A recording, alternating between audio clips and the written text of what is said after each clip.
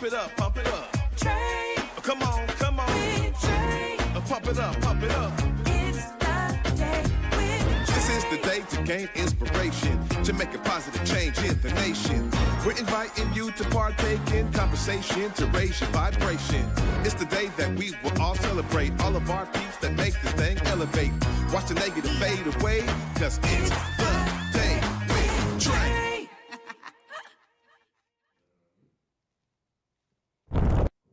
Grand Rising, everyone. Welcome to the Day with Trae. I'm your host, Trae Holiday. I get to welcome you to this terrific Tuesday, and I'm really excited, y'all, because we got theater in the building with Brian Kirk, the drummer from The Color Purple, playing at Village Theater right now, and I'm so excited that he's joining me as my guest so we can dive into his experience and what he's bringing in terms of his brilliance to the Color Purple cast. I'm really excited to dive into it with him. But of course, as the top of the show, this is where I dive into it with you. Y'all already know that. This is the point of the show where I'm going to tell you, share this show with others who you feel could benefit from our daily dose of dopeness we give you here on The Day with Trae.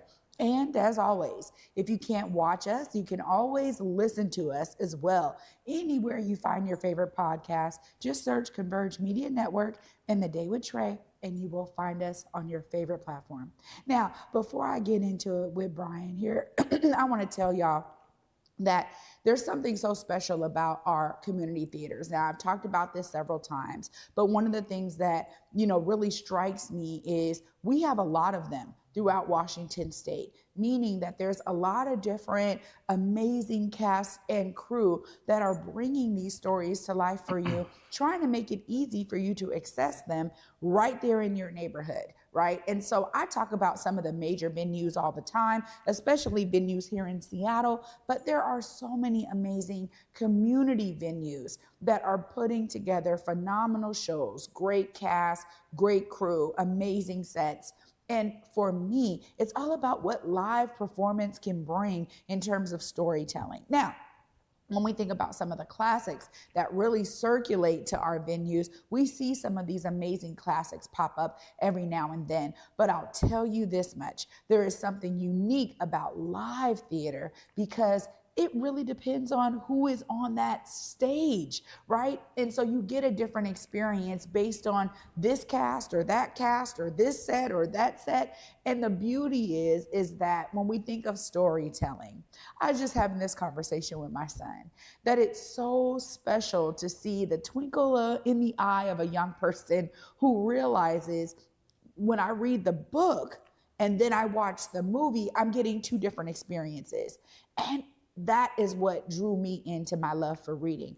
But it also is a direct line in terms of my enjoyment of live theater, because you could read a book and then you see it on stage or you see it on screen and it brings to life all of the details that you were formulating in your head when you're reading the book. So what I love is when, amazing directors pull together phenomenal casts and crews and they find a way to uniquely tell the story through live theater. So when I tell y'all all the time that I'm truly a theater kid, I mean it, because my love for live performance began at a young age. I first started thinking, oh, it's on screen. And immediately it was like these amazing opportunities for theater came my way. I couldn't pass them up. And I really appreciated the specific and unique direction I got from a director who was bringing that character out in me, right? So I really love being able to support our local theaters, but also our performers. Some of them come here for shows. Some of them are right here in our backyard. And the beauty is that no matter where you're going to see live performance, I guarantee you're destined for a unique experience based on the effective vision of that director and the portrayal of characters through those who are on stage. So I'm encouraging you. If you're somebody who's like, I don't know if theater is my thing, just try. Start out with your local theater. You never know what you might find on that stage that'll maybe put a twinkling in your eye. Well, after this short break, up next, we got Brian Kirk joining me. We're going to be talking all things the color purple being put on right now by the Village Theater. Y'all don't want to miss this. Stay tuned. You're watching The Day with Trae.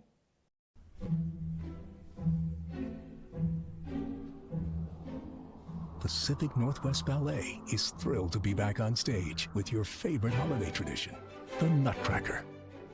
Brighten your holidays with this timeless tale, performed by PNB's incredible company of dancers to the live magic of the PNB Orchestra, playing Tchaikovsky's classic score.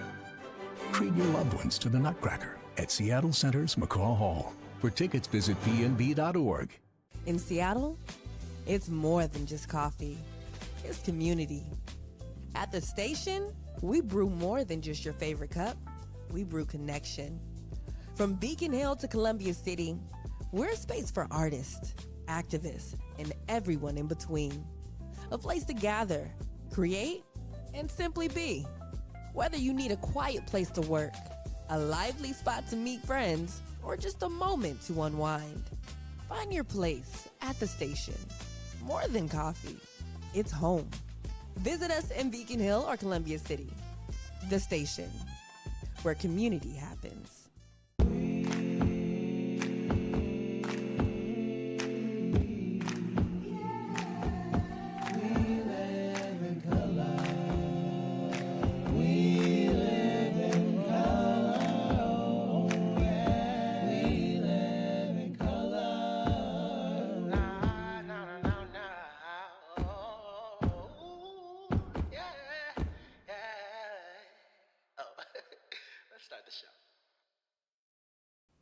Welcome back, y'all, to The Day with Trae. I'm your host, Trae Holiday. Joining me right now is Mr. Brian Kirk. Hi. Hi, Trae. How are you? Good. How are you? Good. I'm so happy that you're here. I'm so blessed to be here. Thank you for inviting me. Absolutely. Well, as you can tell, I am a lover of theater, but you have a very unique role in this production as the drummer. So, we got to start in the beginnings Right. of your musical journey. Tell us what got you started into music.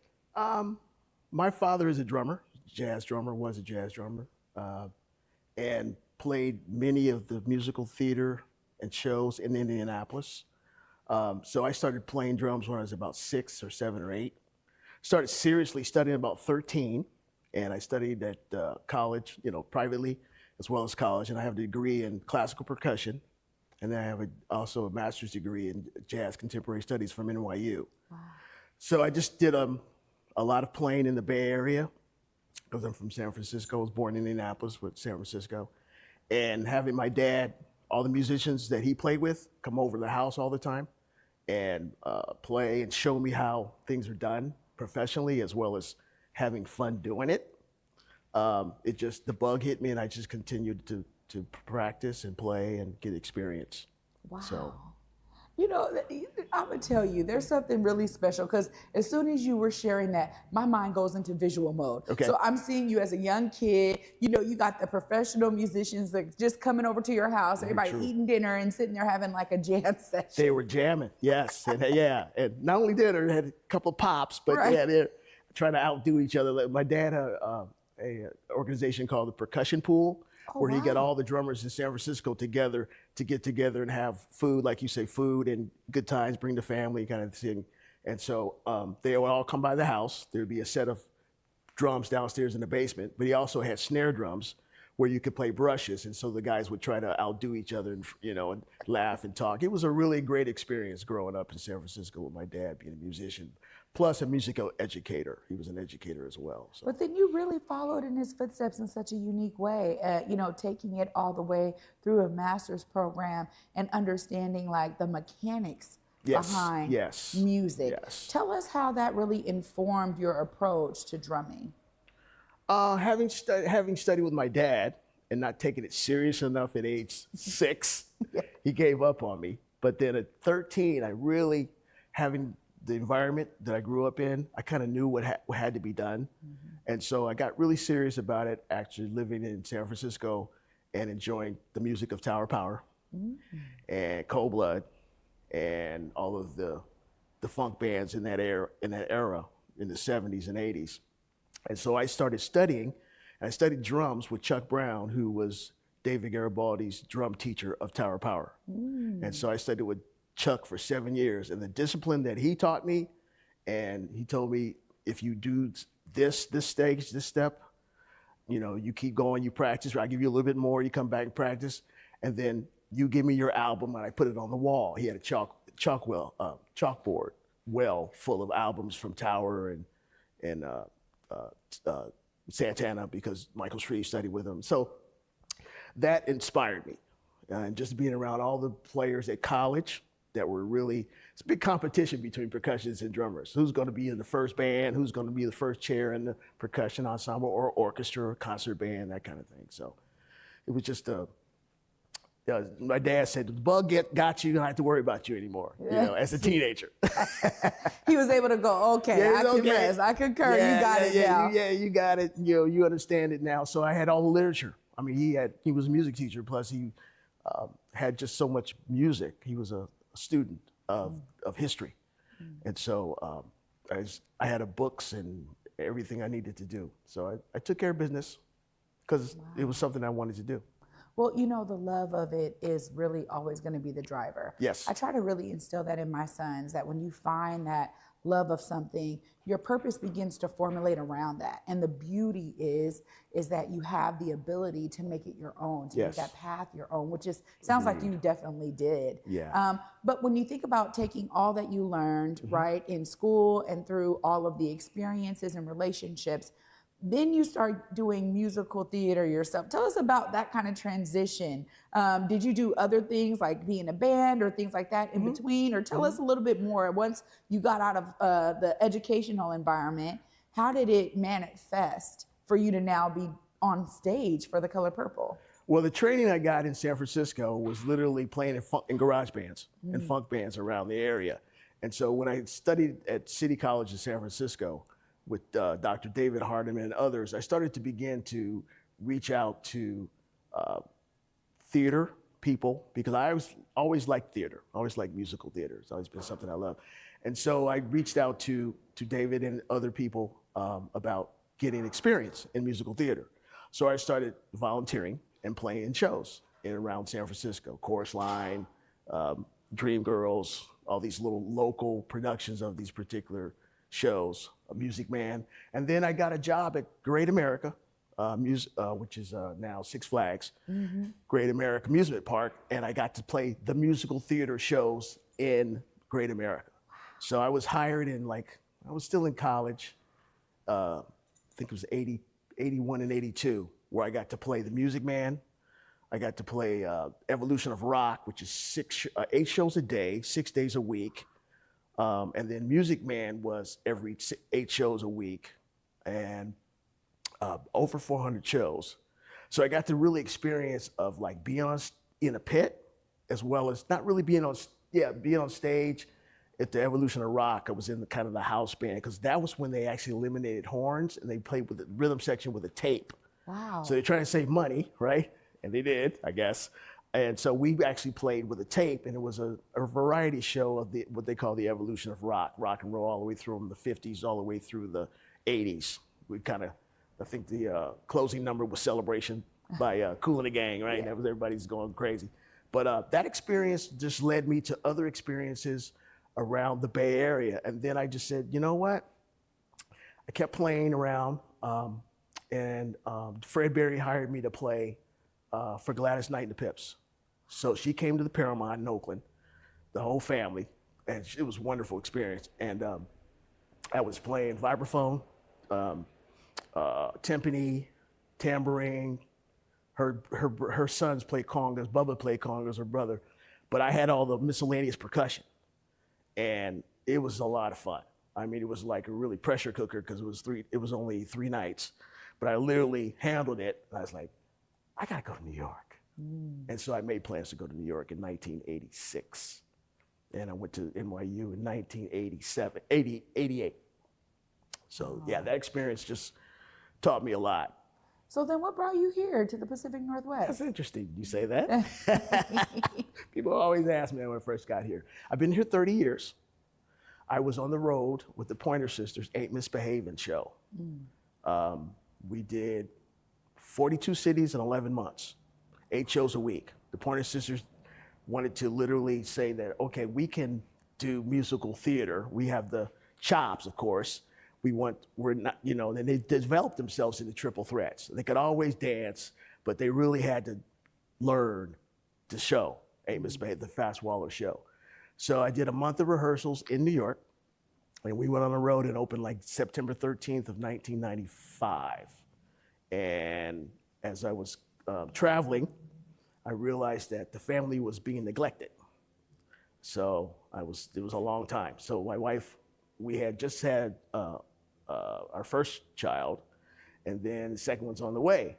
And so we talked, and I started putting my resume into various cities, and I got a job at Seattle Central College teaching music. So that's what brought me to Seattle. Wow. Yeah. And then you started working and doing, you know, musical theater, because now you're at Village Theater with a phenomenal show of The Color Purple. Yes. And so obviously there's a transition there. Tell us a bit about how it's been to work with the cast and crew for The Color Purple at Village Theater. Oh, it's been wonderful. First of all, I want to thank the Village Theater for having me and inviting me to play the show. And I want to thank the administration management for bringing in The Color Purple, which is a phenomenal, kind of one of my dream shows that I always wanted to play, because I had experience of playing Five Guys Named Mo in New York with Daryl Ivey, who was the associate conductor of the show. And literally he was the first on The Color Purple, the production of it on Broadway with Sheila. And so I always wanted to play it, but when I got here and Tim Simons invited me to play, I was like, what a blessing. So it's phenomenal. The show is, it's just like going to church 7 times a week. I mean, I grew up playing in church as well. I didn't say anything about that, but just the experience of those voices coming at you all night long, and just everybody's like a lead singer in a gospel choir.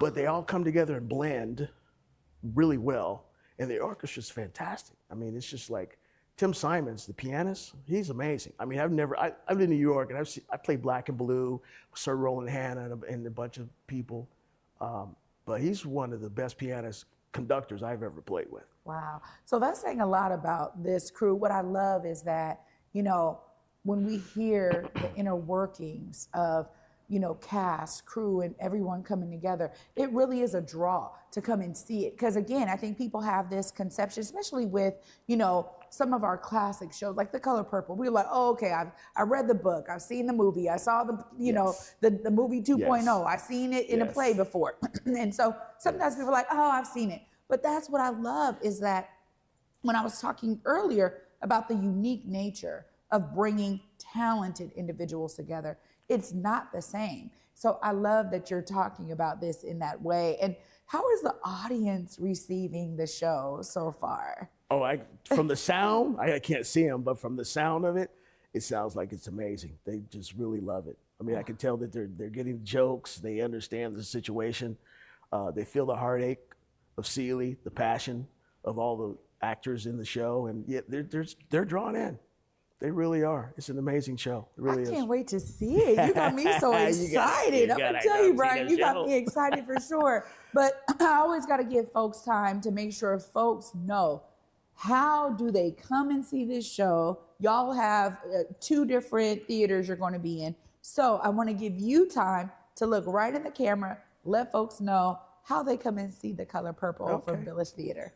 So The Color Purple is now playing at Issaquah, Village Theater Issaquah, and we are playing through June 28th in Issaquah. And villagetheater.org or villagetheater.org/purple will get you right to the tickets that you can buy the show. We moved to Everett, the Everett Performing Arts Center, and we opened June 5th, and we run through July 5th through July 27th, and then we'll be in the Everett Everett Performance Arts Center. Wow. So y'all got a really long run. I mean, this is a great way for folks to come. You're giving really. us lots of opportunity to come and see the show. Yes. Brian, I'm so grateful that you were able to join me today and Thank bring you, Trae. your commensurate experience of drumming to this phenomenal show. I can't wait to hear you on the drums. Drums is like one of my favorite things. You know, I was like third chair in fourth grade. I felt it. I still am so drawn to percussion. So thank you so much for being a part of this phenomenal cast and joining me today. You. Wow. Appreciate it. Y'all, I tell you, it's always so phenomenal to hear the background stories of folks that we would never normally hear from. And so now I'm even more pumped to get my tickets. Make sure you get yours, villagetheater.org. I'm gonna wrap this all up right after this short break. Stay tuned, you're watching The Day with Trae. Powerful sentiments, live musical performances, and soul food are all reasons you should grab your tickets to the annual Reparations, a Party for the People Gala on Saturday, November 8th. This year, we're celebrating wins for reparations and setting a powerful vision for the year ahead. We can't wait to see you there.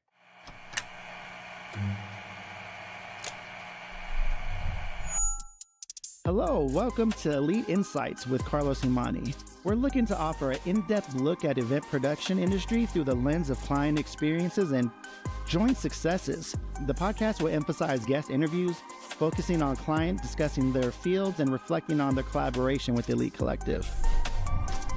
Again, you're with Elite Insights. Carlos Imani here. I'll see you guys in a few.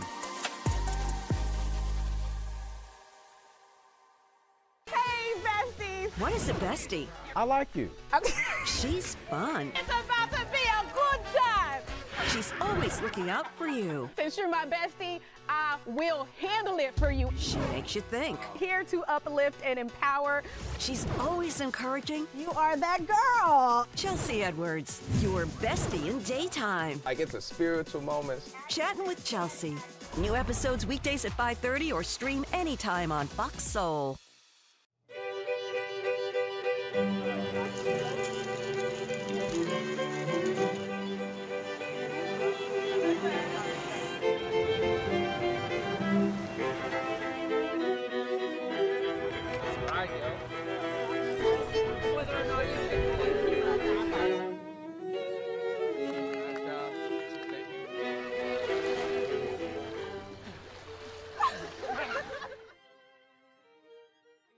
Welcome back, y'all, to The Day with Trae. I'm your host, Trae Holiday. Huge shout out to Brian Kirk for joining me today about his role in The Color Purple as the drummer. Now, it is so great to be able to hear from one of the musicians who is helping to bring the story to life through their phenomenal musicianship, and to hear this lineage, legacy that he is continuing from his father and making his own is so inspiring. Y'all know I was inspired. I always want y'all to be inspired, because even if you don't know what you are drawn to at the age of 6 like Brian, or the age of 9 like me, it doesn't matter at what age you get drawn to something, but when you really dedicate yourself and commit yourself to building that thing up, trust me, you will see the fruits of that. And I'm going to tell you that then when you bring those fruits out for all of us to enjoy, we make our world better, because we need you to be living in your brilliance and in your purpose.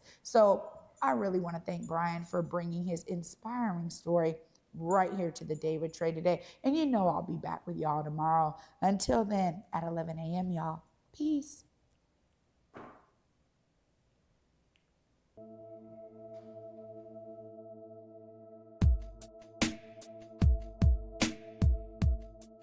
Converge Media produces culturally relevant content for Black and urban audiences.